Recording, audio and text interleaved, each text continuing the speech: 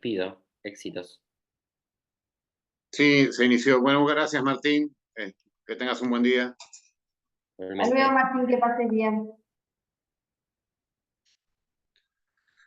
Bueno, buenos días, muchachos. Buen día. Buen día. Buenos días. Buen día.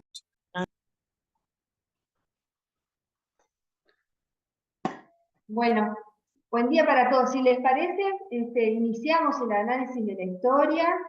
Es una historia de un niño que seguramente ustedes van a ver como cuando estén trabajando, tanto como practicantes internos como médicos generales, en cualquier servicio de urgencia. Así que más allá de lo que están preparando, que es esta prueba de ordenamiento, que está muy bien, que se necesite como estas instancias para fortalecer esa, esa prueba, estar bien posicionados para ese momento, pero también les va a servir como para su vida profesional, porque es un niño que tiene relativa frecuencia.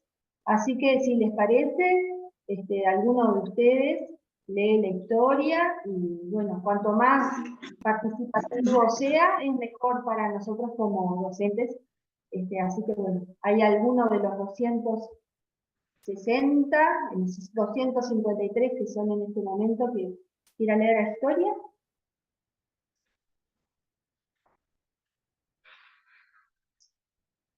Leo. Bueno, vamos Carolina. No tenés cámara, Bien. ¿no? Les agradecemos que si pueden poner sus cámaras, así nosotros los podemos ver. Un poquito oscuro, pero se ve. Bueno, Ah, 6 meses, sexo femenino, es traída por sus padres al servicio de urgencia por vómitos reiterados y tendencia al sueño. Comienza 24 horas antes de la consulta con vómitos postprandiales que han ido aumentando en frecuencia. En las últimas 2 horas presentó 3 vómitos, uno de ellos bilioso. En la evolución agrega episodios breves de flexión en miembros inferiores sobre el abdomen, acompañados de llanto intenso que ceden espontáneamente. En las últimas horas la notan muy quieta y con tendencia al sueño. No se ha alimentado. Deposiciones de características y frecuencias habituales. Última deposición hace 4 horas. No fiebre. Medio socioeconómico y cultural adecuado, sin antecedentes familiares ni personales a destacar. Controlada regularmente con un peso de 7.000 gramos, con una longitud de 65 centímetros. Desarrollo acorde a la edad. No alergias. Recibe vitamina D y hierro. Certificado de esquema de vacunación vigente. Al examen, tendencia al sueño. Buen color. Sin trabajo respiratorio. Con una temperatura axilar de 36,8, una frecuencia respiratoria de 40, sin tirajes, con una frecuencia cardíaca de 140 ciclos por minuto. Un tiempo de recoloración de 2 segundos. Un pliegue cutáneo normoelástico, mucosas secas. Fontanela anterior de 3 por 2 centímetros normotensa. Tono adecuado. Pupilas simétricas y reactivas. Abdomen blando, depresible. Límite superior hepático en el quinto espacio intercostal derecho. Un borde inferior a 2 centímetros del reborde costal con una consistencia normal. Polo de vaso, fosas lumbares libres e indoloras. Resto del examen físico normal. Durante el examen presenta una deposición semilíquida, sanguinolenta, escasa. Y ahí arrancan entonces las preguntas, donde la primera nos dice realizar el diagnóstico fisiopatológico aplicando el TEP y qué examen realizaríamos de manera inmediata. bueno, consejos generales para que ustedes puedan hacer su prueba de una buena manera. Supongo que estarán al tanto que la prueba va a ser múltiple opción. ¿Todos sabían que va a ser múltiple opción? Nos enteramos ayer, sí, después de la reunión del consejo. Ahí está. Porque bueno, también no solo hay que estudiar para esa instancia, sino que hay que saber cuál es la modalidad y las condiciones de la prueba, porque eso influye cómo uno se prepara. Entonces, en ese caso, en las múltiples opciones, es muy importante leer todas las opciones, o sea, fijarnos exactamente qué es lo que nos preguntan y leer las 4 opciones. A veces ya identificamos rápidamente, de primera, la que nos parece que responde a la pregunta de la múltiple opción, y que esa es la correcta, pero siempre vale la pena leer todas las opciones. Acá en este caso, bueno, son preguntas dirigidas en base a una historia, ¿no? También siempre está bueno leer todas las preguntas para, bueno, si esa fuera la modalidad, no ir contestando lo que me preguntan en otro lugar, pero en este caso, en la prueba a usted no les va a pasar porque son preguntas múltiple opción. Contestemos esa primera entonces, ¿no? Que sería lo primero que ustedes tienen que hacer en la práctica profesional. Cuando consulta a un niño con una sintomatología aguda, no importa la edad, no importa por qué venga, no importa, eso es independiente absolutamente. Lo primero que ustedes tienen que hacer para el primer contacto es la aplicación del triángulo de evaluación pediátrica. Y en este caso, ¿quién puede responder? ¿Qué les da? ¿Cuál es el diagnóstico? ¿Y qué se desprende de ese diagnóstico? Que es una intervención. ¿Quién contesta? A ver.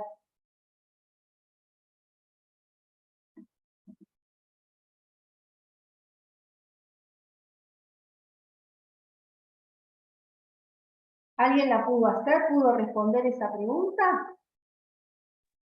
Yo puse que tenía una disfunción del sistema nervioso central, porque estaba somnoliento. Uh-huh. ¿Y por qué más te da disfunción encefálica?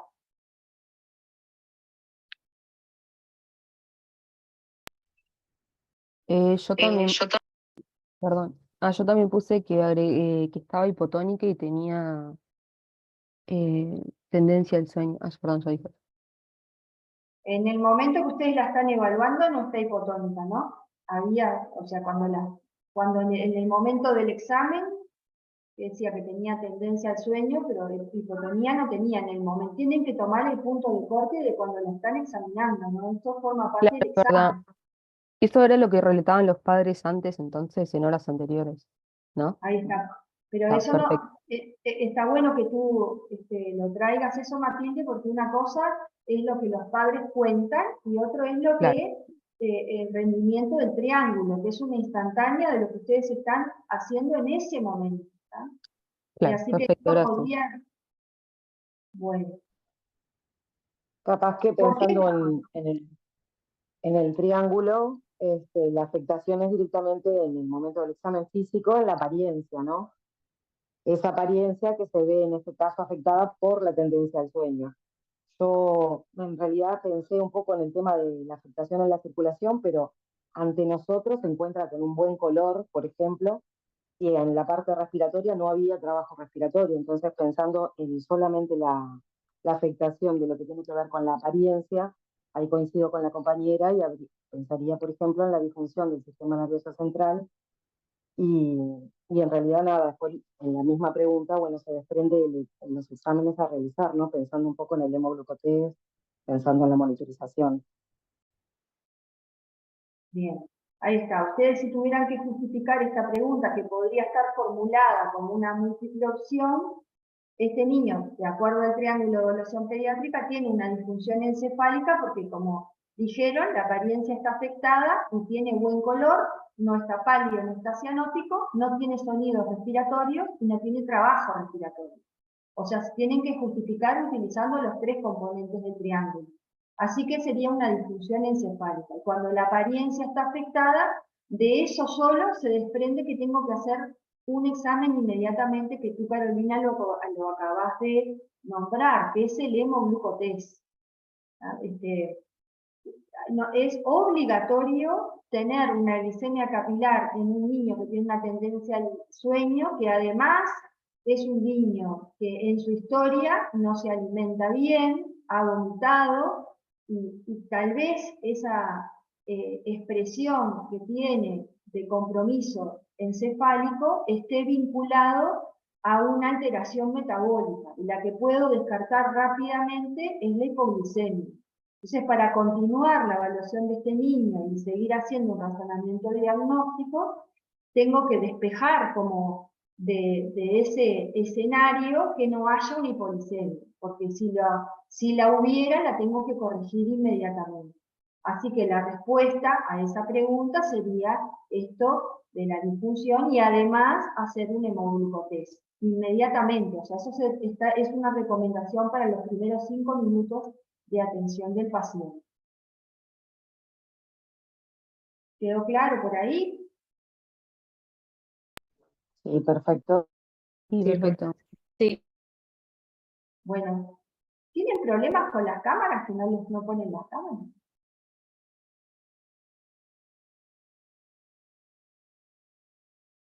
Yo la puse. Sí, a los que veo con cámara prendida son a los 2 docentes que me acompañan, a Marcos y a Andrés, pero para nosotros es importante verles las caras porque además en poquito tiempo los vamos a tener seguramente a muchos de ustedes acá con nosotros, así que está bueno que ya los vayamos conociendo. Y aparte nos sirve para ver si están entendiendo lo que les estamos diciendo, no están entendiendo nada. Nosotros con los gestos que hacen y eso nos damos cuenta de varias cosas. Bueno, les agradecemos mucho entonces, y que además también para nosotros es importante poder el intercambio no solamente es a través del lenguaje y hablado, sino que hay una serie de cosas que también son importantes para que nos comuniquemos mejor, ¿sí? Todos los que puedan tener la cámara prendida es mejor. Les pedimos que si hay alguna cosa de las que estamos conversando que no se entienda, nos podemos detener. La idea de esta hora que vamos a trabajar juntos es que se vayan de acá con las cosas claras. Bueno, si Marcos y Andrés están de acuerdo, pasamos a la segunda pregunta. Continuamos. Sí, nada para agregar de lo que charlaron. Bien.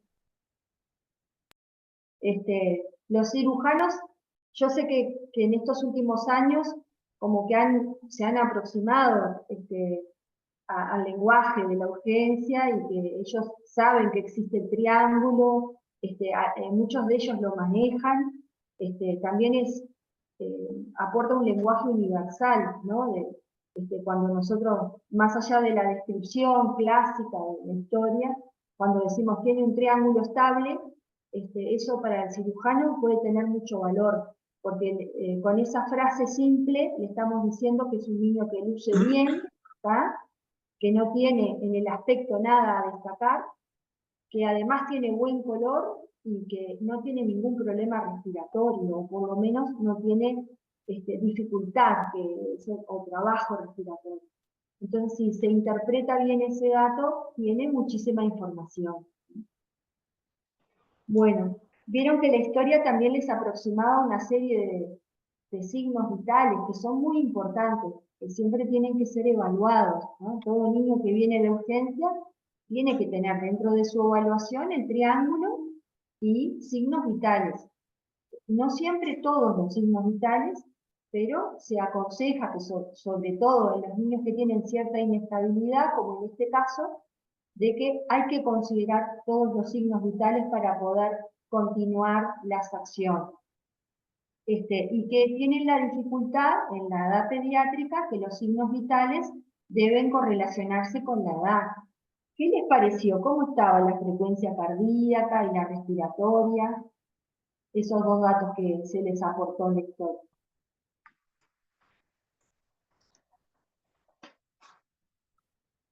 ¿Quién se anima a contestar? A ver. Si no, lo podemos mirar en una tablita, si no lo recordamos bien.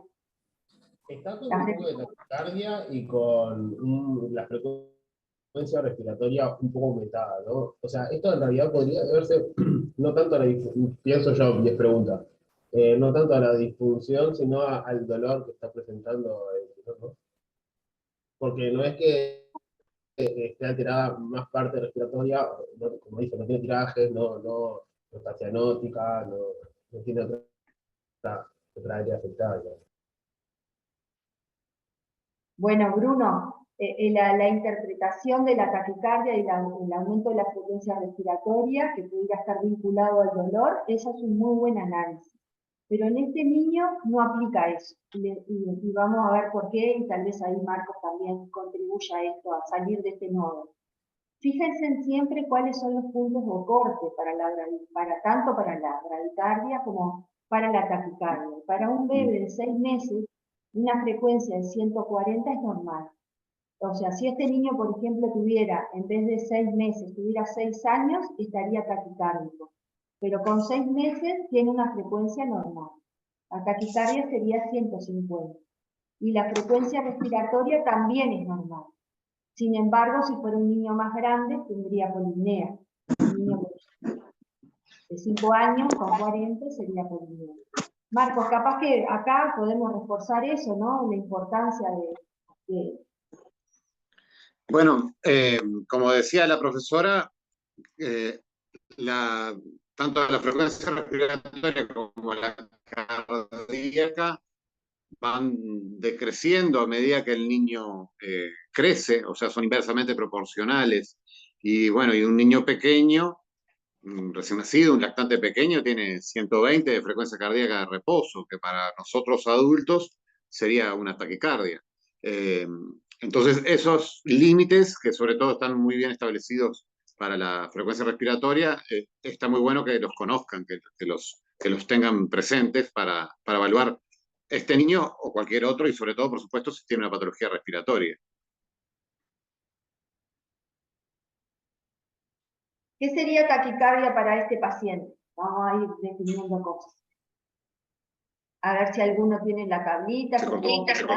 Más de 160. Por encima de 150 sería taquicardia.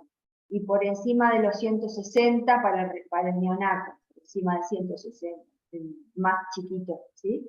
Tengan eso siempre presente. En el lactante, una frecuencia cardíaca de 140 está en el límite superior de lo normal. Por supuesto que estoy de acuerdo con Bruno, que bueno, que vamos a controlar bien eso, y tal vez este niño sí pueda estar dolorido, y capaz que si uno lo calma, esa frecuencia cardíaca baja. Pero no puedo decir que tiene taquicardia, ¿está bien? Y además, si este tuviera taquicardia, tengo que considerar una serie de cosas que le podrían estar pasando. Tengo que ser cuidadoso, porque podría ser también el primer elemento a considerar de fallo hemodinámico, por ejemplo, ¿no? Pero no es este el caso. Este niño tiene una frecuencia normal, tanto respiratoria como cardíaca. Bueno, vamos a la segunda pregunta. Patricia, una consulta. Digo, nosotros cuando cursamos pediatría tenemos las tablitas con los valores y demás, y en algunos lugares están bastante diferentes y tenemos como rangos que, ¿de dónde podemos sacar? Por ejemplo, yo la que tenía era, por ejemplo, que este bebé entre 3 meses y 2 años, lo normal sería 130. Entonces yo considerando eso, estaba aumentada, pero digo, ¿dónde busco esas tablitas en las que basarme? Bueno, eso que tú decís es una dificultad, porque es verdad que dependiendo un poco de la fuente, puede haber algunas variaciones, y también lo que introducía Marcos hoy temprano, y es que depende en qué momento se tome la constante. El niño está dormido, está despierto, está llorando, porque todo hace cambiar la frecuencia respiratoria, la cardíaca sobre todo, modifica. Entonces, por eso es muy importante que ustedes crucen ese valor con la situación fisiológica que está el niño, que se les cuenta, ¿tá? Entonces, lo que todos los autores coinciden es que para esta edad del lactante, a los 6 meses de vida, taquicardia sería 150. 140 uno podría decir que está por el límite superior de lo normal. De todas formas, como ustedes saben, para la prueba que ustedes van a dar, como que la fuente principal es el libro, las pautas rojas, como le dicen ustedes, el libro y entonces seguramente, capaz que Marcos lo recuerda mejor, en alguno de los capítulos se adjunta alguna tabla que tiene que ser la que ustedes utilicen de referencia, ¿tá? También, como nunca hay mala intención en las pruebas, siempre se les va a dar una información para que ustedes se den cuenta claramente, ¿no? Porque en este caso podríamos hacer toda esta reflexión. Bueno, está en el límite superior de lo normal, cuidado. como decía Bruno, ¿no? Está dolorido este niño, bueno, pero estrictamente, tendría que estar en 150 para decir taquicardia. ¿Ah? Perfecto. Gracias. Si fuera un niño más grande, pasados los 6 meses, ahí, bueno, para muchos 140, por encima de los 6 meses, ya es taquicardia.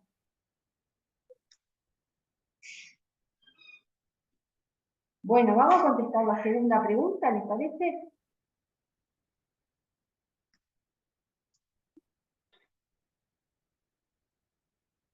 ¿Qué decía la segunda pregunta? A ver. En relación a los vómitos, ¿qué importancia tiene el hecho de referir un vómito bilioso? Bueno, ¿qué les parece?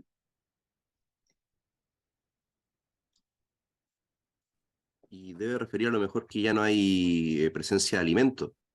Hay un estómago que está vacío, que solamente hay bilis, no hay leche por lo menos. ¿Nos ayudaría a topografiar también la obstrucción, la altura de la obstrucción? Sí, exactamente, sí. Es por debajo de la ampolla de váter. Ahí va. Igual para corregirles una cosa, que hayan vómitos no significa que haya una obstrucción, porque el hecho de obstrucción a nosotros nos da una cantidad de patologías en qué pensar. Acá el niño se presenta con un vómito de 24 horas de evolución. Está excelente, que nos orienta la topografía, sí, pero ojo con los términos porque acá no tiene por qué haber una obstrucción. Bien.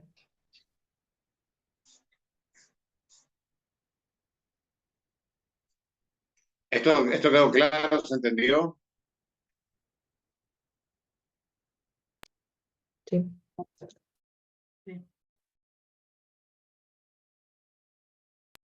Y de todas formas yo voy a, me da como un poco de cosa estando Andrés acá con nosotros, pero voy a decir algo que creo que es importante para ustedes después en su práctica profesional, ¿no? Y es que como en los niños, ustedes tienen que considerar dentro de las causas de los vómitos biliosos, y esto es muy importante, cuanto más pequeño es el niño en todas las causas malformativas, si este niño es un niño para eso grande, porque el tener 6 meses ya es grande, está fuera del periodo neonatal, salió del primer mes de vida, pero sean muy respetuosos de la presencia de vómitos biliosos en el primer mes de vida, porque eso les puede ser la señal, la que los ponga en alerta de que ese paciente puede tener una malformación digestiva.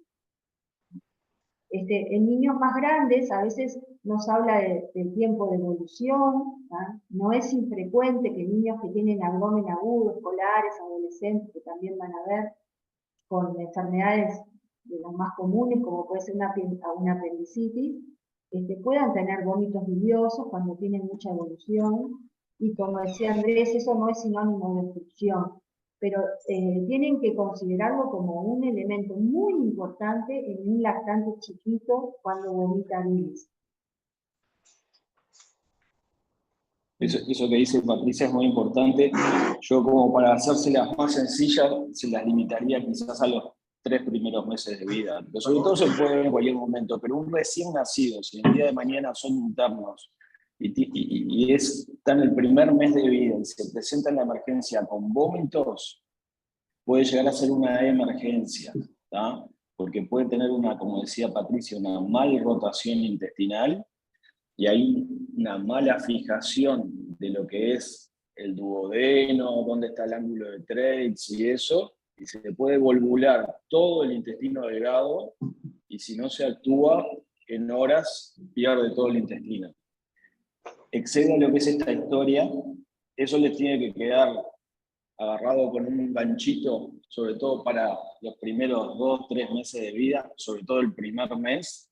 Vómitos biliosos no son para nada normales en un recién nacido, ¿tá? Puede ser muy grave. Eso va de la mano con una placa y consultar rápido con el pediatra que tengan de referencia o, para evitar la evolución en el tiempo, que es la necrosis de todo el intestino.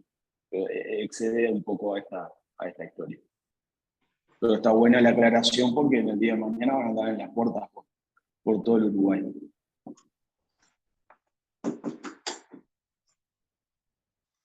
Bueno, hecha esa aclaración, que vale la pena, en este caso esa alerta no la tenemos porque es un bebé de 6 meses y ya no entraría en ese rango de riesgo.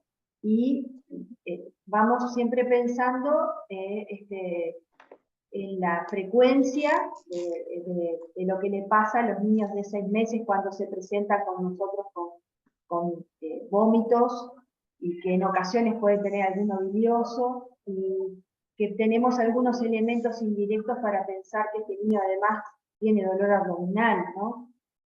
Así que vamos siempre por ahí. O sea, hay una forma de razonar en la urgencia que tiene que ver con, lo primero es establecer si hay estabilidad o no hay estabilidad, ¿no? Entonces, en ese primer momento uno dice, bueno, este niño tiene cierta depresión, cuidado, ¿no? Porque ahí puede haber un origen abdominal, pero puede haber otra cierta cantidad de motivos no quirúrgicos, ¿no? Que tienen que ver con otras enfermedades, que la primera era esa, descartable polisemia, que tengo que estar muy atento, ¿no? Entonces acá, porque se le hizo una serie de preguntas, pero si uno estuviera ahí con el paciente, es un paciente que no me puedo ir de ahí de amadito, que tengo que monitorizarlo, que ahora vamos a ver ustedes qué harían con él, porque se les pregunta eso, pero tengan la idea de que no es un paciente que lo dejo ahí, que me voy a ver otro, a dar otra alta, no, tengo que estar muy atento porque es un niño que tiene tendencia al sueño y puede tener una enfermedad importante, ¿sí? Bueno, ¿cuál era la pregunta que seguía?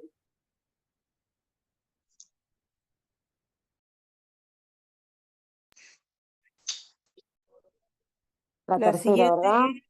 es, ¿cómo explica los episodios de flexión de miembros inferiores y llanto?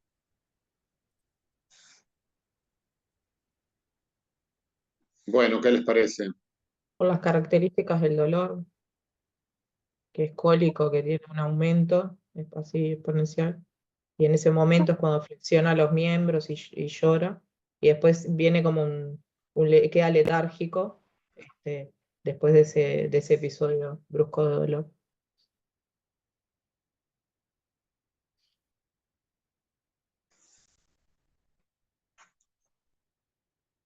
Sí.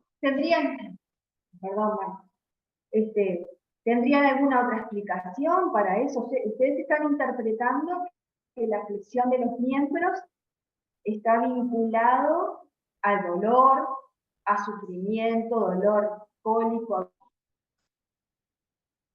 abdominal, origen abdominal. Y está bien, porque esa es una posibilidad en este paciente con alta probabilidad. Pero ¿se les ocurre otra forma de explicar de por qué este paciente podría flexionar los miembros? Un paciente que está deprimido, ¿qué les parece? ¿Qué es otra cosa que hay que considerar? En realidad, primero que nada, yo había leído que el dolor abdominal, más bien no quirúrgico, digamos, o de patología médica, es, como lo describen acá, un dolor abdominal inespecífico, tipo cólico. Claro, capaz que no le vas a preguntar claramente a un bebé de 6 meses tipo cólico, pero que tiene en tiempos que se hace que cuando el bebé llora, digamos, y que un dolor en realidad persistente, donde el niño no se calma en ningún momento y mantiene el llanto persistente, orientaría a una patología más orgánica. Eso tenía entendido. No te pude comprender bien, no sé si alguno de los dos, Andrés, Marcos, lo entendieron bien lo que dice Bruno. Sí, yo creo que estaba bastante acertado lo que dijo. Hace referencia a los episodios de dolor, como para interpretarlo en ese contexto que se trata de un dolor cólico. Y los dolores que no calman como que son dolores más permanentes y a veces sí pueden orientar a determinadas patologías. Pero en este caso claramente que tenga estos episodios de dolor, y si uno se los pregunta a los padres, habitualmente aparece este dato del dolor, que es intermitente, que cuando está con el episodio flexiona los 4 miembros sobre el tronco y después cede y queda somnoliento con esa letargia que habían mencionado, para después a los 20, 30 minutos tener otro episodio de similares características, obviamente nos da la pista o claramente que se trata de un dolor cólico, y eso nos puede ir ya orientando entre la edad, vómitos, dolor cólico, letargia, a la patología que estamos hablando, ¿no? Igual creo que se Yo, puede hacer que lo quería gestionar por el lado de las convulsiones quizás, o de alguna mioclonia o algo por deshidratación quizás, porque no se está alimentando hace más de 24 horas y claramente no, o sea, no toma agua. O sea, Creo que por ahí va la pregunta tuya, ¿no, Patricia? Claro, como un diferencial de qué más podríamos pensar que tuviera ese tipo de flexión de miembros. También sí habíamos pensado en la parte de las convulsiones. O evaluarlo en comparación a los movimientos espontáneos que tiene el lactante. Yo tengo una Bien, bueno, pregunta. bien. Perdón, perdón, Patricia. Cuando, o sea, una gastroenteritis, que a uno, que bueno, que puede tener retorcijones, que puede tener dolor cólico. Bueno, justo en este caso capaz que nos sobra que no tiene la diarrea, pero bueno, no sé cómo es la gastroenteritis en un niño de este 6 meses, porque ese dolor me imagino que como es cólico quizás también tiene esos retorcijones. No sé si esos movimientos en el tiempo pueden ser iguales, pero la duda venía por ahí. Bueno, voy a tratar de aclararles, a ver, que está bueno para el razonamiento del médico general esto que voy a decir. Todas las primeras explicaciones que dieron en relación a que esto podía estar vinculado a un dolor cólico,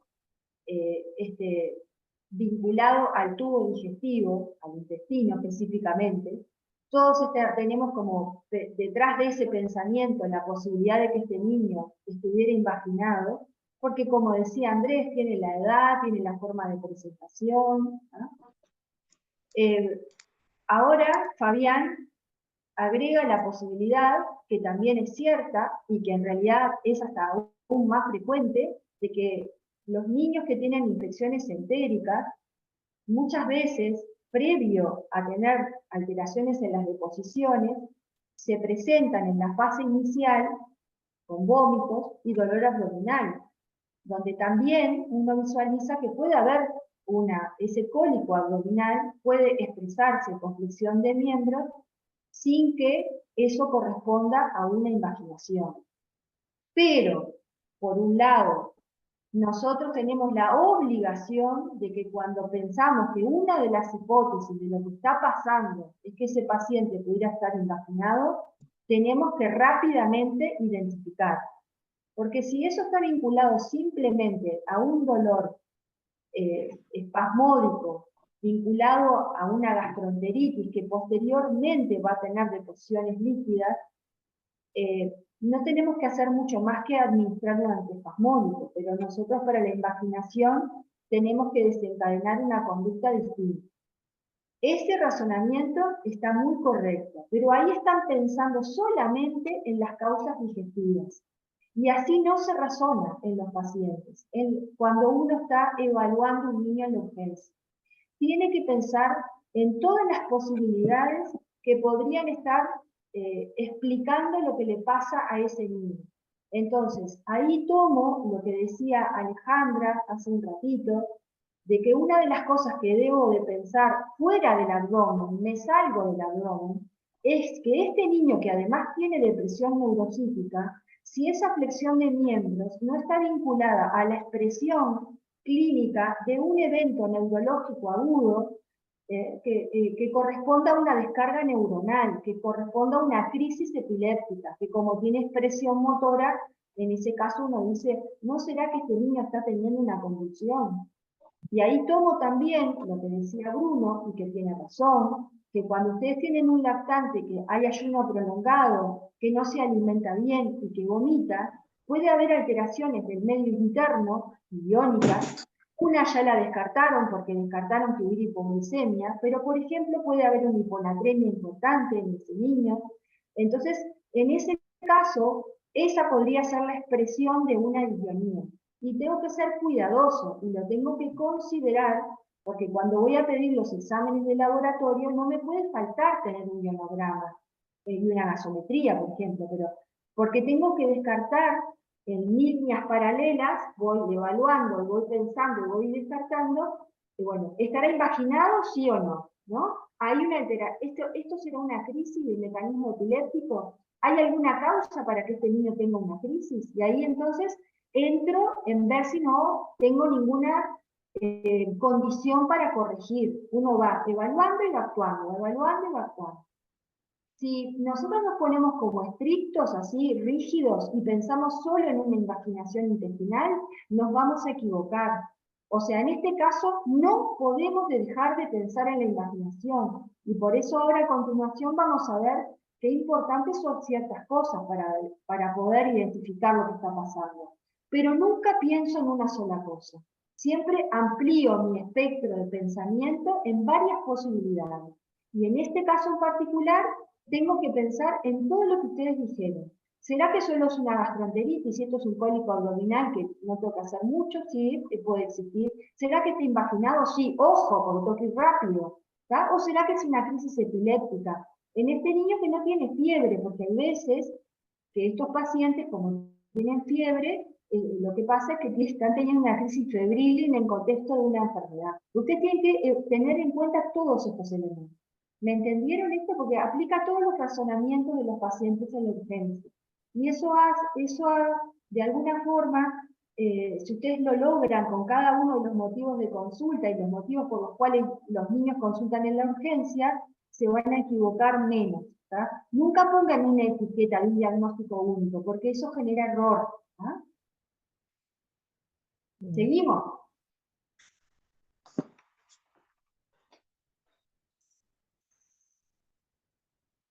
La siguiente pregunta. ¿Cuál es o son las posibles causas del compromiso de conciencia?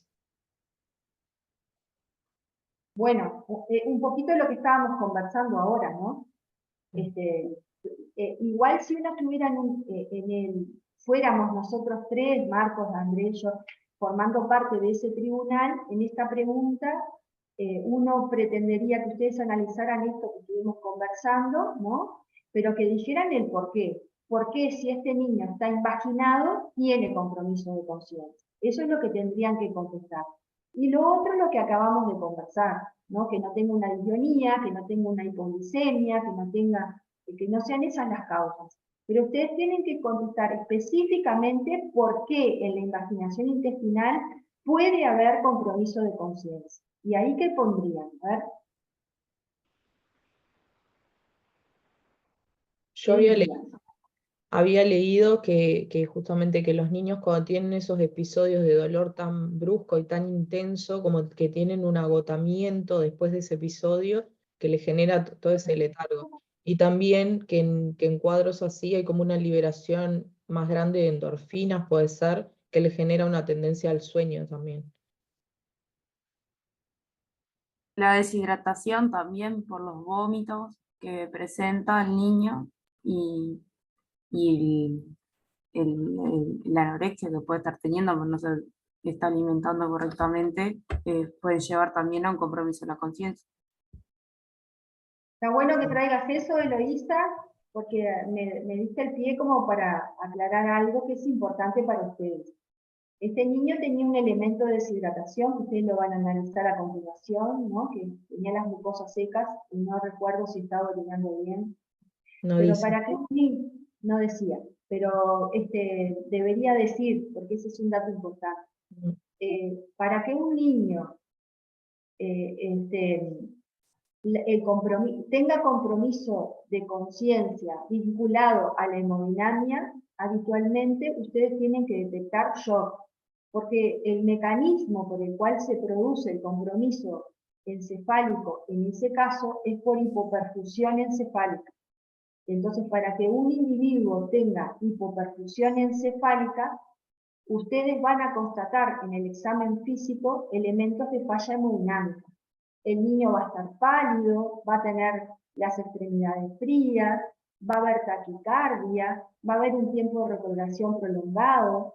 Entonces está muy bueno que Loisa traiga esto, porque cuando ustedes revisan la historia o en unos meses cuando revisen al paciente, van a decir, no, porque este no tiene taquicardia, tiene buen color, los pulsos están bien. Entonces no puedo explicar el compromiso de conciencia porque no hay hipoperfusión encefálica. ¿Me entendieron esto? Es un concepto importante. Fabián, levantaste la mano. ¿Escuchamos? Yo había puesto o pensado que, por ejemplo, esa invaginación que puede llegar a necrosar parte del intestino, si se está mucho tiempo, ¿no existe una traslocación bacteriana que también te pueda generar todo esto?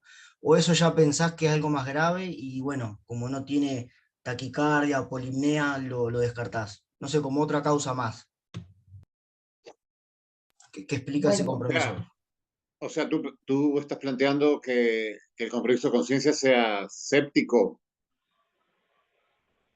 Bueno, en parte sí, pero claro, no me lo explica el examen físico, que tendría que estar quizás con peores signos vitales, pensándolo ahora en voz alta con ustedes.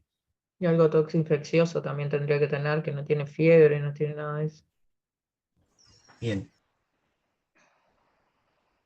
¿Me escuchás? Sí.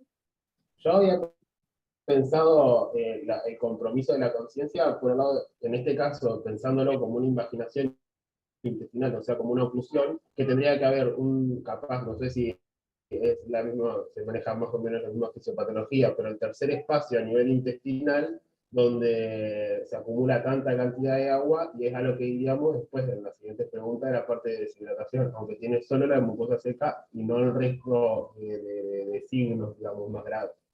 Pero que por ese lado tenga cierta hipotensión y a su vez hipoperfusión y generando el compromiso de conciencia. Bueno, como dijimos recién, en relación a la hemodinamia, en este niño no parece haber compromiso hemodinámico. Parece haber algún signo de deshidratación. Eso no explica el compromiso de conciencia. En relación a lo que decía Fabián, la translocación bacteriana existe. Habitualmente en estos niños con pocas horas de evolución, nosotros no es eso lo que tenemos que pensar. Me parece que hay pocos elementos para considerar que este niño, si bien lleva varias horas para lo que es la invaginación, para ese mecanismo en sí mismo, me parece que no aplica en este caso. Está bien que si uno tiene un niño que está febril, que además luce mal y que considera dentro de las causas, como decía Marcos, si puede haber una sepsis, que está bien uno que se lo pregunte, y pensar en ese mecanismo de traslocación, como decía Fabián, está bien. No creo, esta es mi opinión, que en esta prueba que ustedes van a tener, se les pregunten cosas tan complejas. Yo creo que vamos por lo simple, porque es lo que ustedes tienen que tener bien sólidos. Ustedes tienen que ir con lo simple, con los razonamientos grandes, bien claritos. ¿Ah? Entonces, en este caso, no hay shock, no hay fallo hemodinámico, no hay hipoperfusión. ¿Por qué podría tener la depresión de conciencia este niño? Vamos por el mecanismo que decía Alejandra. Esa introducción de un segmento intestinal en otro produce una serie de cambios y hay como se produce una tormenta ahí neuroendocrina y hay liberación hasta de opioides que de alguna forma se los responsabiliza de que puedan estar involucrados en la depresión neuropsíquica. También puede haber compromisos vasogénicos. Tal vez en este punto Andrés sea el más experto de nosotros y pueda explicar bien. Está bien pensar en todas esas cosas que ustedes fueron razonando para el día de mañana. Esta historia es una historia que empezó hace 24 horas o con los vómitos y el dolor lo agrega posterior a los vómitos. Para llegar, sí es importante, sobre todo incluso tener presente en niños de esta edad la invaginación intestinal, porque si no actúan va a terminar evolutivamente en la necrosis, en una oclusión intestinal por el obstáculo que es la invaginación, y evolutivamente sí podría llegar a generar un tercer espacio. Pero en este caso el niño, la descripción del abdomen dice que es un abdomen blando, depresible, no está distendido, entonces eso va en contra a ese tercer espacio que podría llegar a hacerlo quizás con 48 horas más de evolución, o 24 horas más, 48 horas más de evolución, pero no este punto que estamos en una etapa, digamos, inicial de esta patología. Está bueno, como le decía, tenerlo presente porque la invaginación hay que sospecharla, y en base a la sospecha en esta franja etaria, fundamentalmente en niños de esta edad, donde es lo más frecuente, la invaginación es la patología quirúrgica más frecuente en esta edad, no es la apendicitis, es la invaginación. Y si uno no actúa, uno no lo sospecha y esto sigue evolucionando, indefectiblemente vamos a ir a ese escenario catastrófico que estaban planteando de necrosis intestinal, obstrucción, generación del tercer espacio y obviamente cada vez a la peoría si uno no actúa. Entonces, como hablaban, tener una cantidad de diagnósticos diferenciales presentes para irlo descartando, pero siempre tengan en cuenta un niño de entre 3 meses y 2 años, 3 años, que se presenta con cólicos, letargia, vómitos, y encima después se agrega la deposición esa sanguinolenta en el examen, hay que descartar la invaginación. No se queden con, es una enterocolitis, como hemos visto muchas veces, y se van para la casa y después llegan con una invaginación evolucionada, que es mucho más complejo de resolución y con mucha mayor morbilidad. Sí, acá de repente el hilo conductor me parece que tiene que ser eso que ustedes encontraron en el TEP, al inicio de la primera pregunta, que les da que este niño tiene un compromiso de conciencia, una disfunción del sistema nervioso central. Y bueno, y una gastroenteritis común y silvestre sin complicaciones no suele dar eso. Entonces, bueno, ese hilo que encontraron inicialmente lo tienen que tironear hasta que les dé algo que explique lo que encontraron. La invaginación intestinal es el diagnóstico más probable, y bueno, después hemos considerado algunos otros menos probables, pero que está bien que estén en mente también.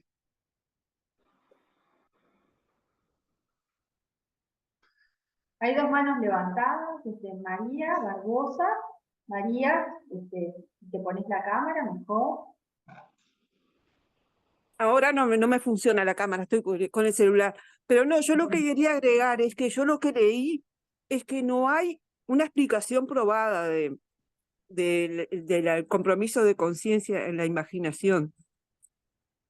Pero lo que hay son hipótesis como eso de la liberación de endorfinas. Y aparte en este caso, considerar una deshidratación sería en todo caso leve, ¿no? Porque hay solo las mucosas, lo que se comprueba es que están secas, que puede ser también por el llanto.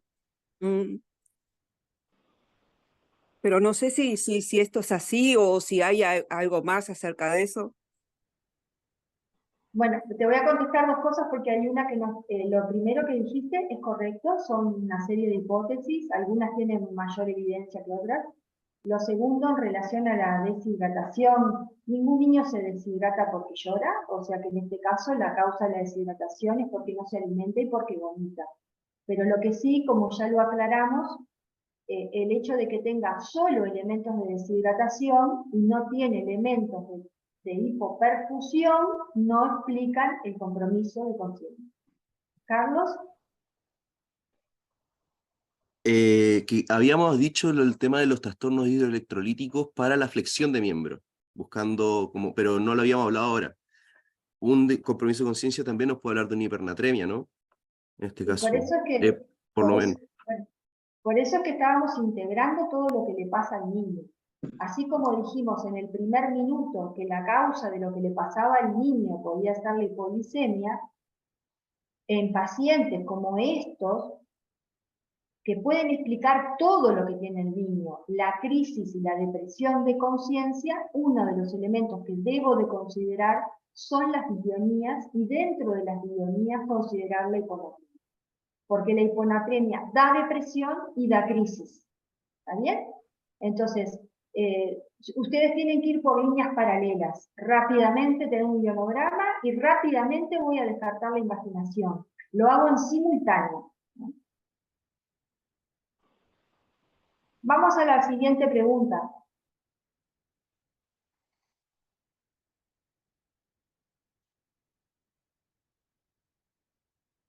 ¿Cómo cataloga el estado de hidratación? Justifique. ¿Hay algún elemento semiológico que le interesaría conocer?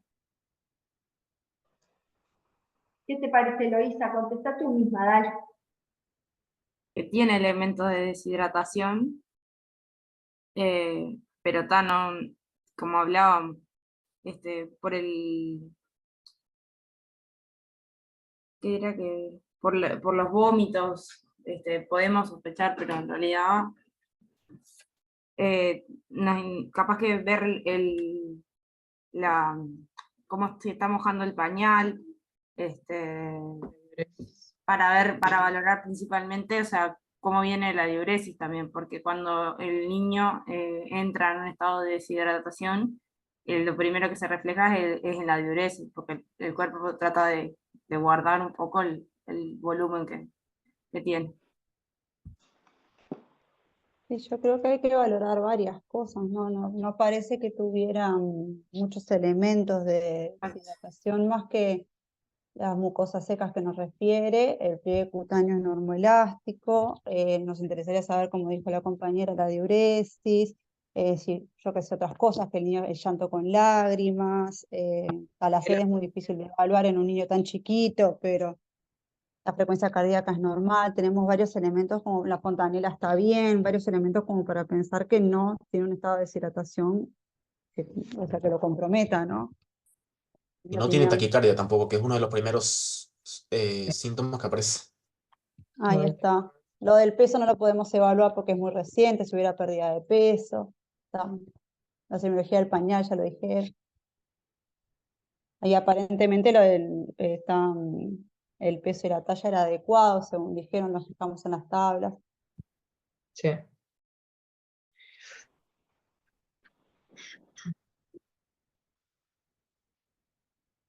Bueno, hicieron una serie de comentarios que a veces tienen que poner foco, ¿no? Y tratar de ser lo más sistemáticos y esquemáticos. En la medicina, sobre todo cuando uno empieza, esto que voy a decir sirve mucho. Tengo que tener como esquemas de pensamiento. ¿Cómo se evalúa el estado de hidratación de un niño? ¿No? A veces varía un poquito en relación a la edad. En este caso, como ustedes dijeron, si me voy sistemáticamente de arriba para abajo, tomo en cuenta cómo está la fontanela, cómo están los ojos, ¿no? Si hay lágrimas, si no hay, si tiene las mucosas secas. Paso por acá y vino frecuencia cardíaca, cómo está el pliegue, y sigo, y está orinando, no está orinando, y ese esquema me sirve siempre. ¿tá? En este caso me dice que tiene las mucosas secas, como ustedes dijeron, y el resto parece que está bien. Si me preguntan qué más me interesaría, bueno, me quedo no con la talla, porque no tiene nada que ver. Me quedo con la hidratación, que es lo que me interesaría conocer, de lo que no me dieron, sobre todo los ojos. Los ojos, si tiene lágrimas o no tiene lágrimas, y muy importante si orina. ¿tá? Por eso cuando uno se prepara para asistir a este paciente, también en forma sistemática, este niño requiere un monitor, eso después lo veremos, pero dentro de las cosas que uno le coloca a este paciente es un colector de orina, porque necesitamos saber si orina. ¿no? Porque eso de alguna forma evalúa cómo es el estado de hidratación, y esto que voy a decir a continuación no es tanto para ustedes, pero en un paciente que tiene síntomas digestivos y que luce mal y que no orina, nosotros tenemos que empezar a pensar en otras entidades que son menos frecuentes, ¿ah? Eso puede ser por deshidratación, que es lo más común. Pero ahí empezamos a pensar si no es un edema hemolítico, si hay falla renal. Entonces tenemos que saber si orina. ¿tá? Eso es fundamental para este paciente. Entonces, para ustedes, si tienen que contestar la pregunta, me sesgo a eso que es cómo se evalúa el estado de hidratación. Estoy de acuerdo con Janina en que si tuviéramos un peso anterior, también está bueno, el último peso, a ver qué pasó, si hubo descenso de peso, pero que habitualmente eso en la práctica clínica no resulta muy útil, porque los pediatras de urgencia no podemos estar pesando a los niños en la emergencia. Entonces sí resulta útil saber si orinan, ¿está? Así que si alguien les pregunta eso es lo que tienen que contestar. ¿Está? ¿Quedó claro por ahí? También mi intención en este encuentro con ustedes es que les pueda servir para otros pacientes, ¿está? Para otros pacientes que ustedes puedan dar.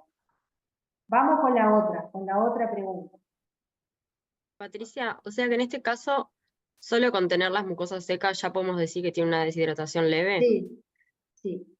Tiene una deshidratación leve.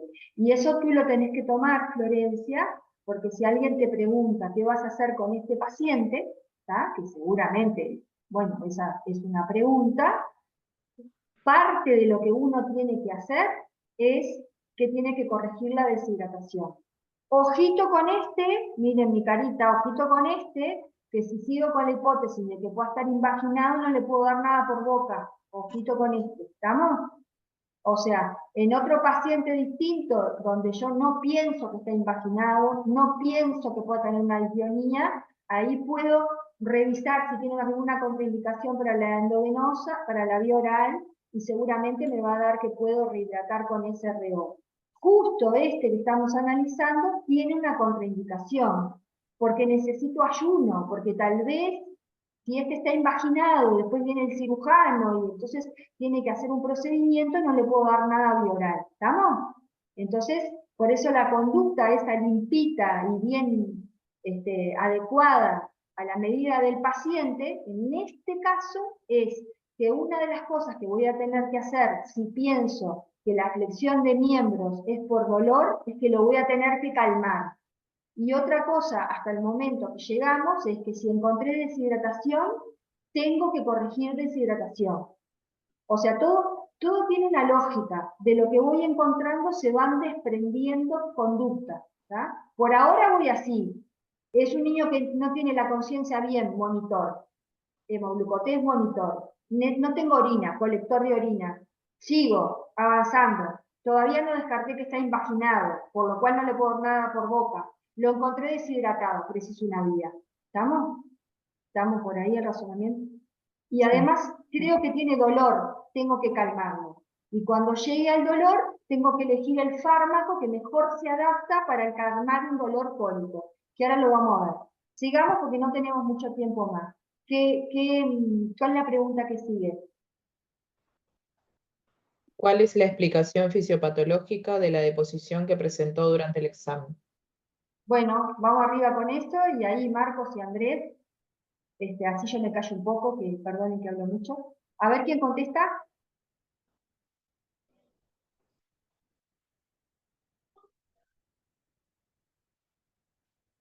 ¿Quién contesta de ustedes primero? ¿Qué les parece? Sí. ¿Por qué puede tener sangre en la... ¿Qué pensaron?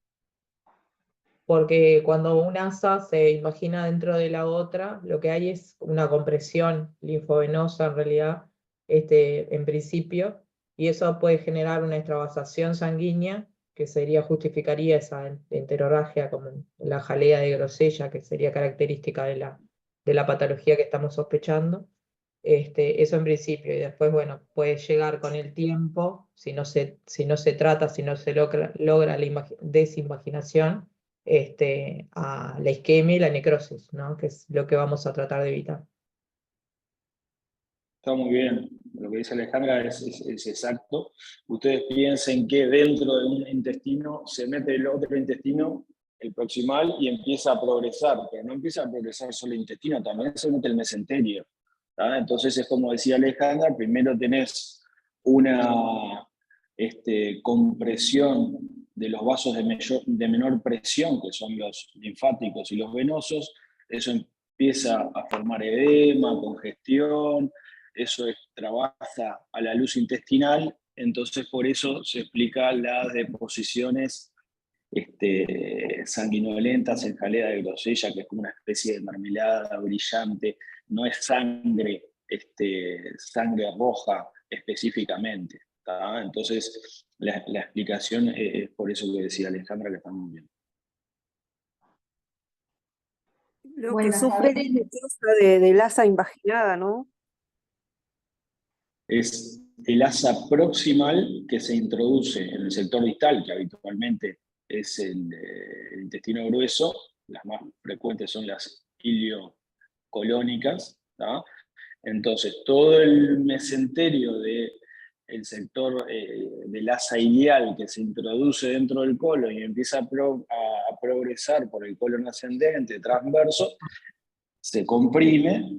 Entonces empezás primero con lo linfovenoso y si esto sigue evolucionando, aumentan las presiones y ahí empezás con el compromiso arterial. Compromiso arterial que si se mantiene, empezás con la isquemia de la pared intestinal, que ahí era lo que decían más adelante, podés llegar a tener una necrosis si no se actúa.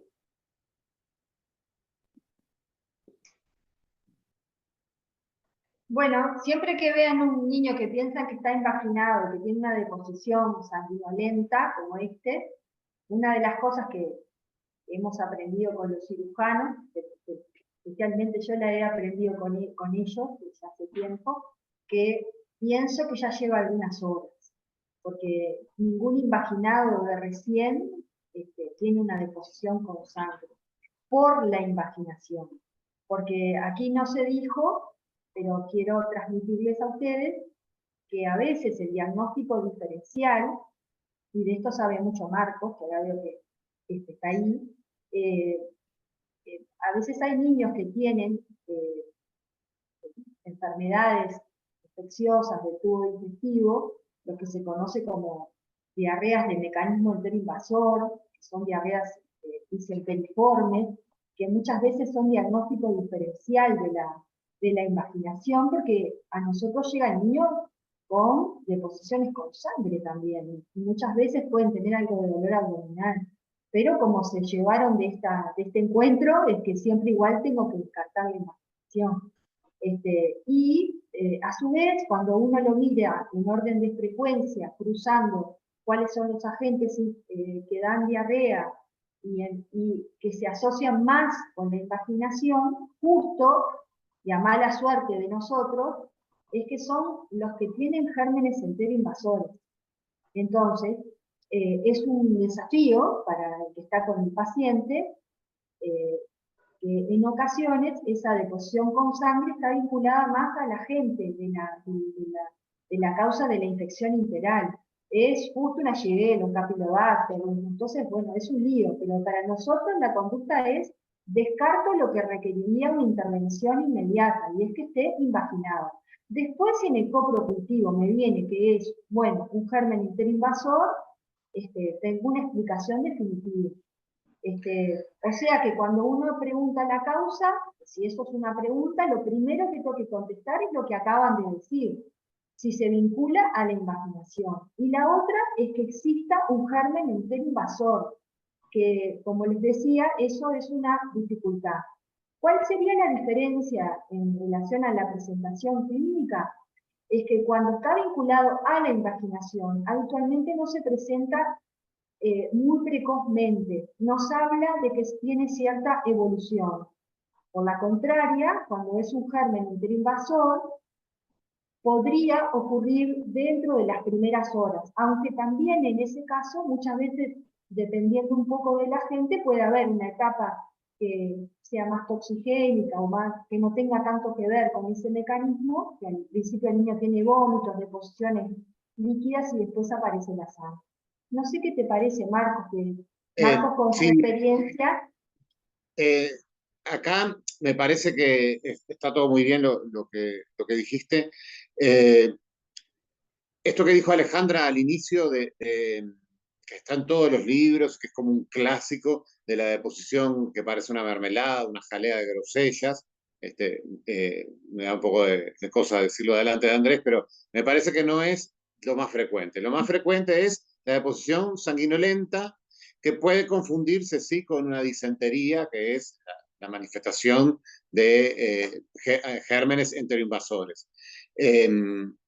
Acá, quizás las dos cosas que podrían llamar un poquito la atención y que alejan el diferencial de disentería es la intensidad del cólico y nuevamente el compromiso de conciencia, ¿no? En general, las niñas que tienen una diarrea disenteriforme no tienen un compromiso de conciencia, ¿no? Esto que le pasa a este chiquilín, esta niña que queda letárgica, que queda como con tendencia al sueño, no es habitual en una diarrea disenteriforme. Y creo que eso sigue siendo como el puntal en esta historia que nos dice, bueno, sí hay algo digestivo que está sucediendo, pero que compromete su conciencia en algún momento. Y el hecho de Muy que no bueno. tenga fiebre, perdón, el hecho de que no tenga fiebre también no te aleja un poco de todo ese proceso infeccioso. Bueno, Todas en muchas diarreas disenteriformes hay fiebre, pero puede no estar. Bien. todas las cosas te alejan y te acercan. La cuestión es cambiar el chip. Hay que cambiar el chip que a veces traemos, y es que hay que pensar en muchas posibilidades, en muchas. Inclusive yo les diría que nosotros hemos descubierto niños invaginados solo con el TEP, sin nada más. Lo que tenían era depresión neuropsíquica. No tenían deposiciones alteradas, no tenían flexión de miembros, ¿tá? Eso se ve sobre todo en los niños pequeñitos, y estaban invaginados, y no tenían nada más, ¿tá? Entonces, si nos hubiéramos quedado solo con la depresión neuropsíquica, pensando en las causas neurológicas, nunca hubiéramos descubierto que estaban invaginados. O sea que hay que tener, por eso la amplitud esa hace que nosotros podamos considerar muchas posibilidades, ¿tá? Bueno, sigamos entonces. Incluso vos podés tener, si bien esto es un cuadro mecánico, podés tener a algún niño subfebril o con fiebre por el proceso infeccioso que genera la hipertrofia de las placas de Peyer, y ahí arranca la invaginación. Entonces, hay que estar con la mente abierta. ¿Hay alguna otra pregunta de las que estaban en la historia?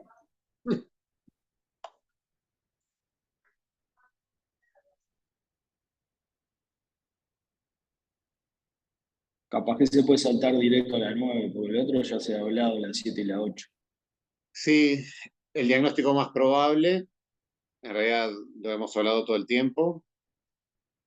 Los diagnósticos diferenciales también. También. Y nos falta un poquito cuál sería la conducta, que eso es muy importante para ustedes. ¿Qué harían con este niño?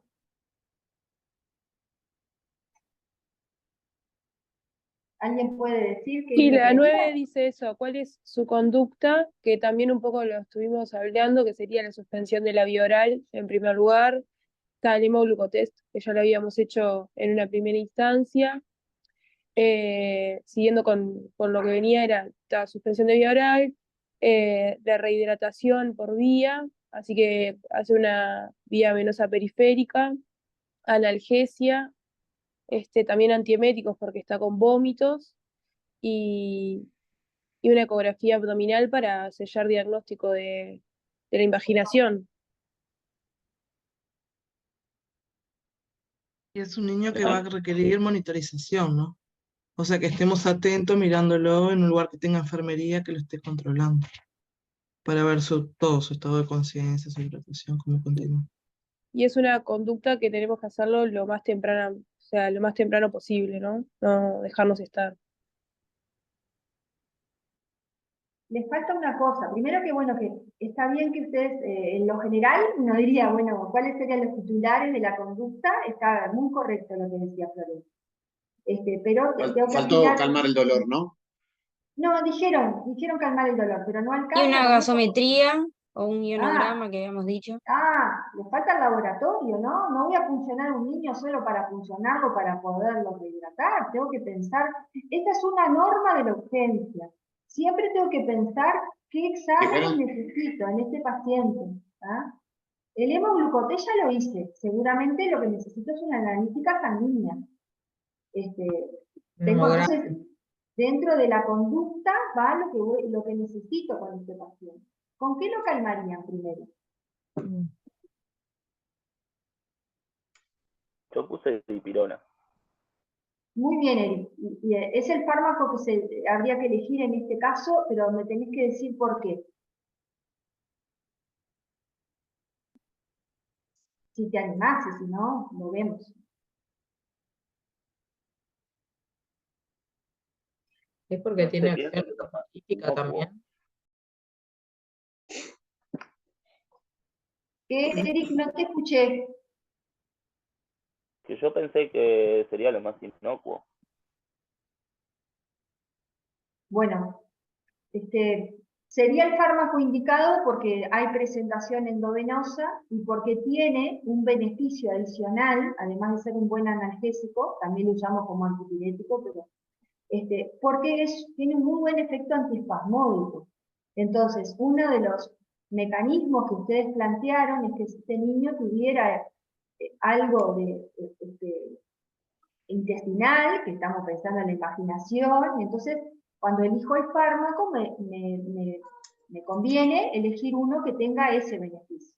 Así que lo voy a poner a 10 a 20 miligramos por kilo, por vía endovenosa, pues no le voy a dar nada por boca a este niño.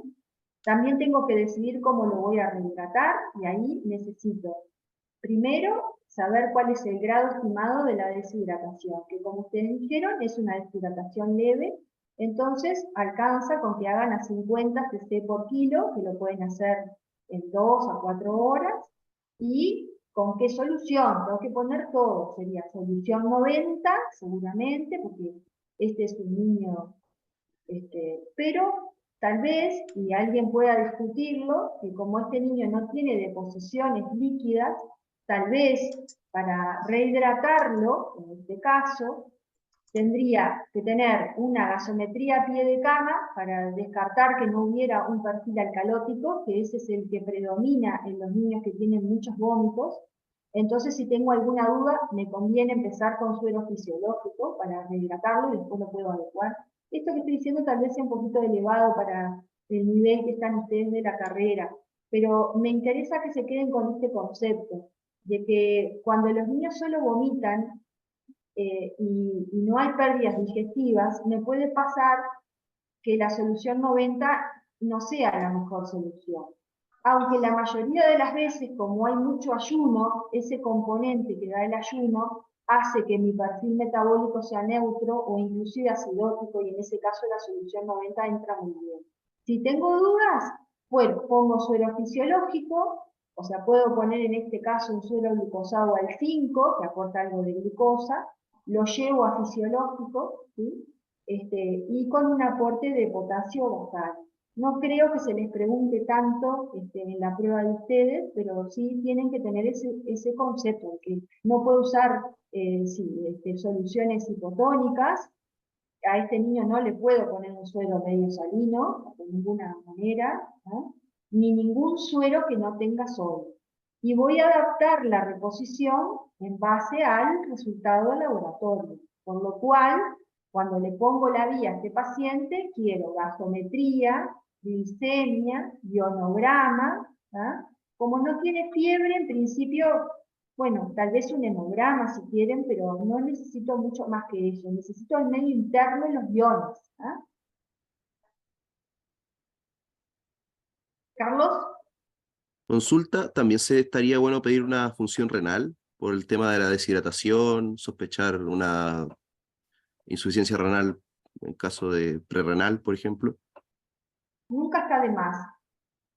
O sea, se puede pedir. Si uno lo argumenta bien, ese equilibrio que hay del laboratorio que uno tiene que solicitar, muchas veces viene de la mano de la incertidumbre, ¿no? De lo que uno no sabe qué está pasando.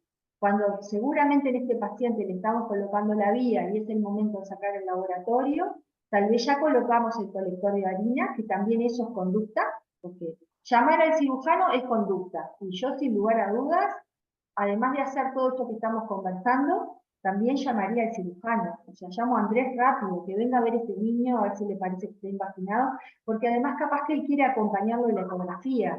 ¿tá? Así que termino con el listado de la conducta y dejo ahí a Andrés, porque es muy importante la presencia del cirujano a pie de la cama. Vía oral suspendida, dipirona, un monitor, un laboratorio, el que hablamos, un acceso vascular, un colector de orina y empiezo a rehidratar por vía periférica. ¿sí? Y la administración del antiemético no está mal, pueden usar, habitualmente nosotros en un lactante usamos ondansetron porque los otros antieméticos tienen efectos adversos que son muy frecuentes y que molestan mucho, como las distonías, hay problemas con los otros antieméticos. Así que, pero dentro de la conducta, esto para mí es muy valioso de que ustedes pongan conducta, consulta con cirujano. Valentina pregunta algo en el chat que pregunta si hay que hacer crasis y clasificación. Y bueno, me parece que Andrés ahora va a explicar, pero probablemente este niño, con un poco de suerte, no tenga que ir a cirugía. Exacto. Y aunque fuera, perdóname Andrés y termino. Sí. Nosotros que trabajamos con los cirujanos la pauta también de qué se solicita en el preoperatorio de los niños, siempre uno se considera si es una cirugía que va a sangrar, y la edad del niño, ¿no? Y entonces en este caso no se necesita la crasis ni el grupo. Y que además, como dice Marcos, la inmensa mayoría no son quirúrgicos, ¿no? Bueno. Quiero hacer una pregunta, ¿se pide en este momento algún estudio de imagen, radiografía, eco o se espera el cirujano? ¿Cómo se hace? No, ya pidieron la ecografía. La eco. Ahí recién ya alguien pidió la ecografía. ¿Qué esperan encontrar en la ecografía? Y si están en un lugar periférico o que no tienen ecografía disponible, ¿qué piden si no? La radiografía. ¿Qué esperan encontrar en la eco?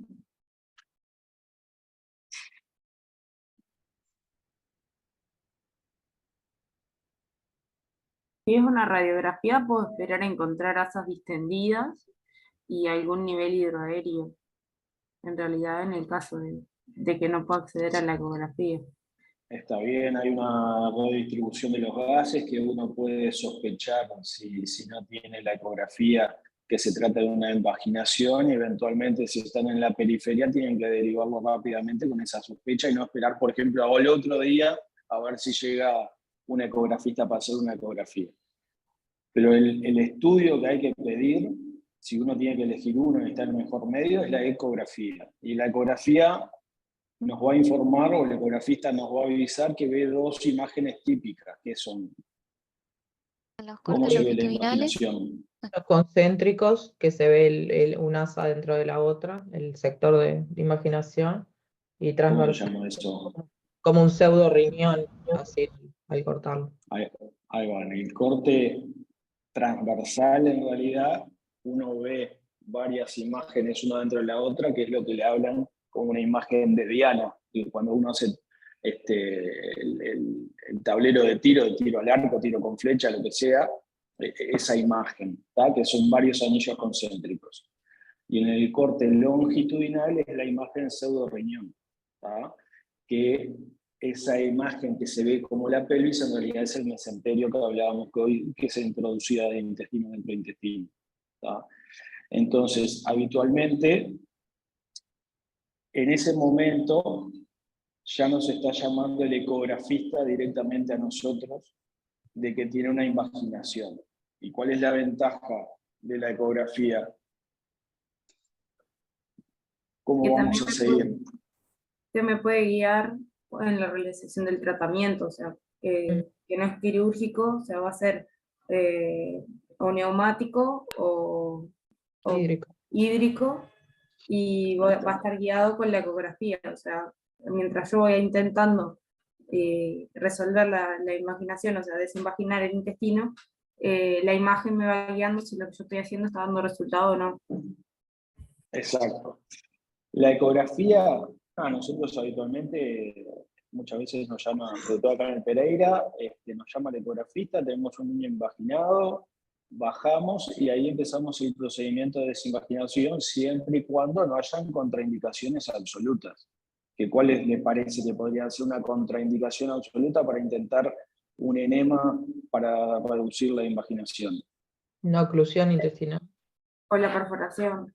O el que haya una peritonitis, que haya perforación. Fundamentalmente eso, que tenga mucho tiempo de evolución, hablando de días, con una oclusión intestinal florida, con una gran distensión abdominal, con un abdomen peritoneal, o que el ecografista sospeche que haya alguna perforación, porque puede incluso llegar a haber aire en la ecografía libre en el abdomen, o si se hizo una ecografía por otra razón, una radiografía que tenga neumoperitoneo, esas cosas contraindican la desinvaginación por vía hidrostática. Eso van directamente a bloque. A ver, que había unas preguntas que creo que iban apareciendo por ahí. Hola. A este paciente preguntan si se le coloca sonda nasogástrica. ¿Qué les parece?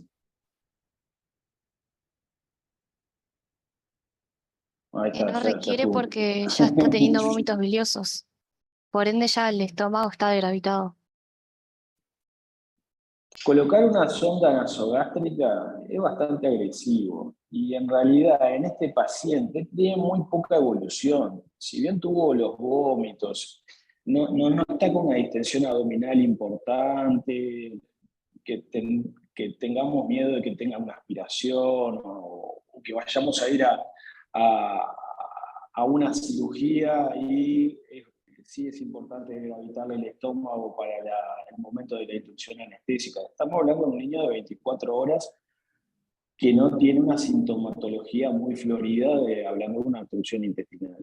Entonces, lo más importante son todas las medidas iniciales que hablaron recién con Patricia y hacer el diagnóstico. Hacer el diagnóstico si realmente es una invaginación intestinal, porque si se confirma, en el momento que se hace la ecografía ya lo vamos a resolver en un 90% de los casos este tipo de pacientes. ¿Tá? Entonces, ¿qué es lo que hacemos habitualmente?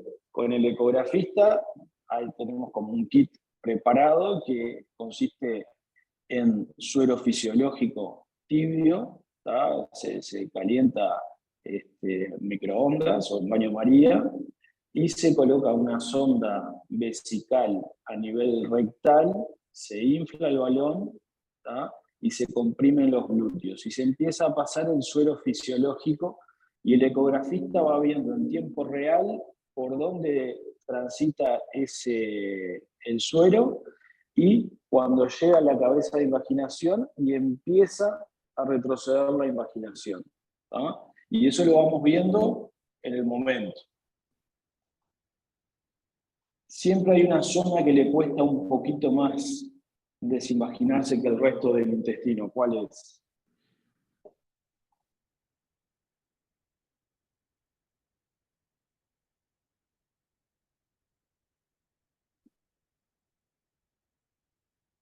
¿Se les ocurre?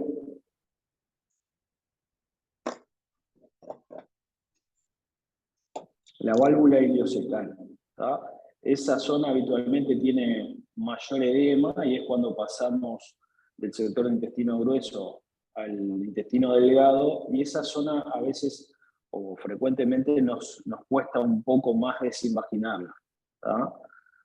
Y en el caso de que se logra desinvaginar o queda una pequeña porción que no se desinvagina, ¿qué hacemos? Puedes hacer hasta 3 intentos antes de optar por la cirugía. Exacto. ¿Tá? No significa que no haberlo desinvaginado de una primera instancia sea igual a cirugía. Se pueden hacer varios intentos, ¿tá? Y bueno, y si no evoluciona bien, ahí decidimos la cirugía. pero ya les digo, 90% o más con el suero hidrostático, con el enema hidrostático guiado por ecografía, o eventualmente con aire guiado por radioscopía, ¿tá? Se logra desinvaginar una cantidad.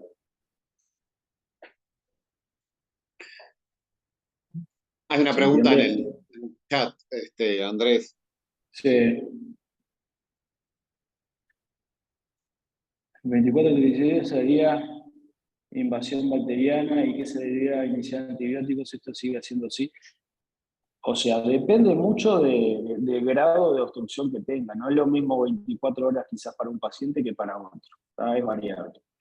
No está mal si uno tiene una vía periférica y tiene la posibilidad de hacerle ampicilina sulbactam como profiláctico porque puede haber una translocación bacteriana durante la desinvaginación. Entonces, si uno tiene una vía periférica, tiene el diagnóstico, a veces están esperando que lleguemos nosotros o que se junte el ecografista con el cirujano, puede ser una buena instancia para hacerle una dosis de ampicilina sulbactam mientras que no se junta el equipo para empezar la desinvaginación.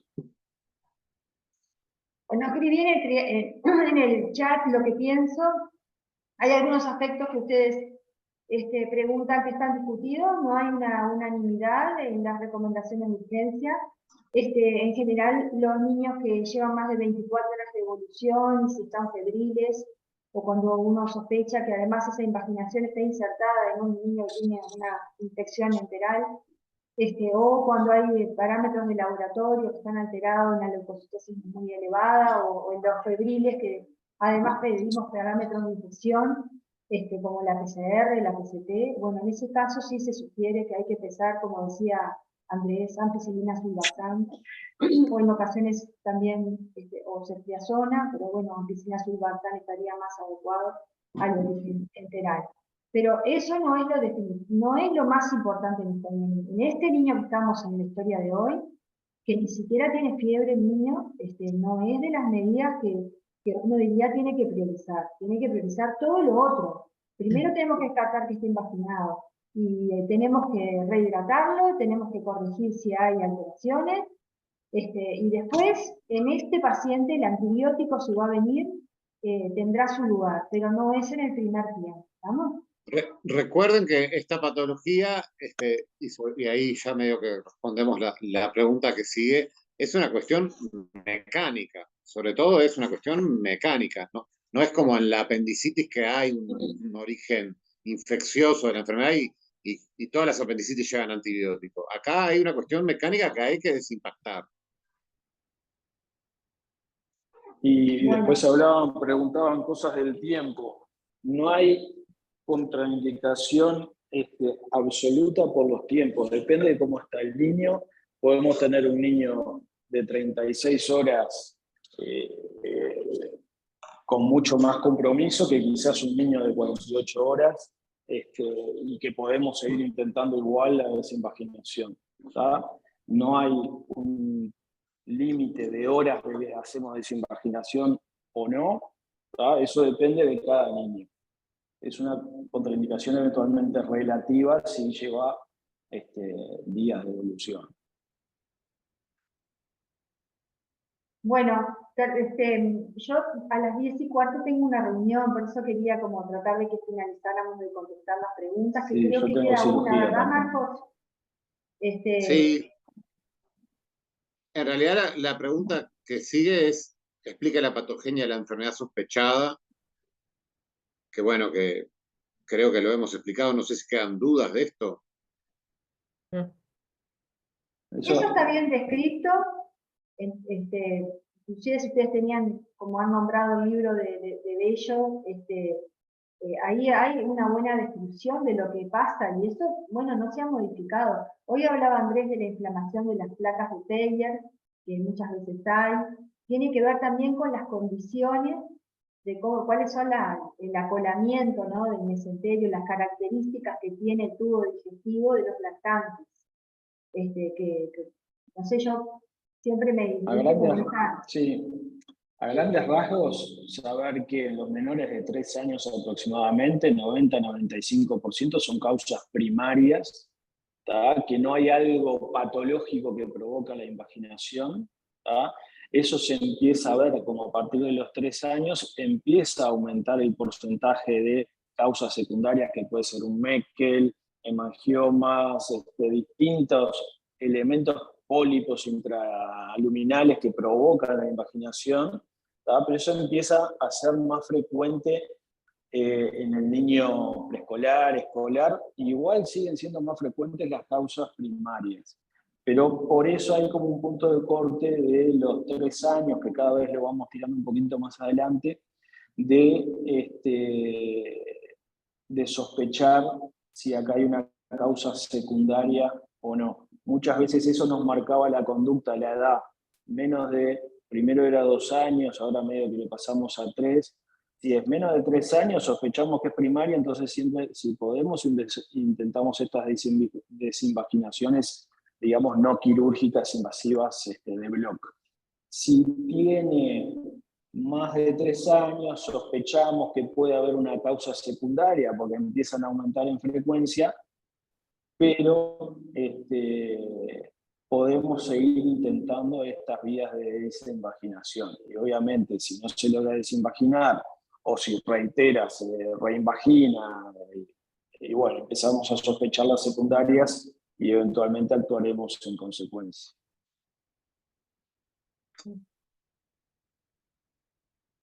Bueno, en base a lo que preguntaban allí en el chat, al menos desde mi lugar como profesora de emergencia y de lo que uno habitualmente ve, y es lo que van a tener opción de ver ustedes como médicos generales, que eso siempre es el objetivo de las pruebas que ustedes van a tener dentro de poquito.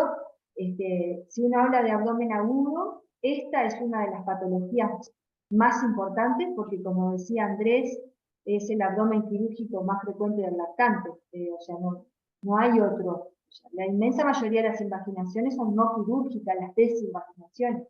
Pero cuando es necesario la quirúrgica, eso es la cirugía más común del abdomen del lactante.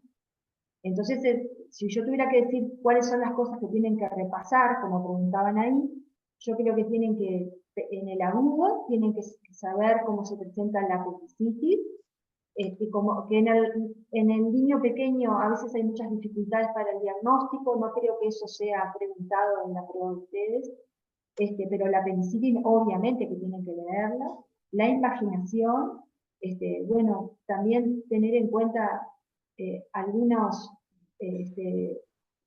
cuadros vinculados al cuadro agudo de bolsa, sobre todo me parece que eso es importante también, que deberían, como es una múltiple opción, puede haber alguna pregunta, porque ustedes también pueden tener posibilidades de ver algún niño así. Y la otra circunstancia que es muy pediátrica es el niño que vomita, vómitos blancos, chiquitos, la hipertrofia pilórica, que tiene su forma de presentación y que es una entidad muy pediátrica esa. Preguntaban por las hernias, bueno, tal vez sí, pero creo que por ahí nos vamos quedando, ¿no? Con lo que podría ser, a mi juicio, que seguramente no voy a estar en esta comisión, que podría ser preguntado en la prueba de ustedes. Yo en lo personal me pongo a las órdenes para cualquier cosa que ustedes necesiten, me buscan, yo estoy aquí en la emergencia, o me escriben, o lo que sea necesario que podamos colaborar con ustedes, ¿no? Muchas gracias por haber participado y haber sido Muchas gracias. interactivo. No sé Bueno, si queda algo por comentar, pero yo me tengo que ir. Muchas gracias a ustedes. Gracias. Gracias. Muchísimas gracias. Muy buena la Gracias. clase. A las órdenes, chao. Chao, chao. Muy claro todo. Muchas gracias. No.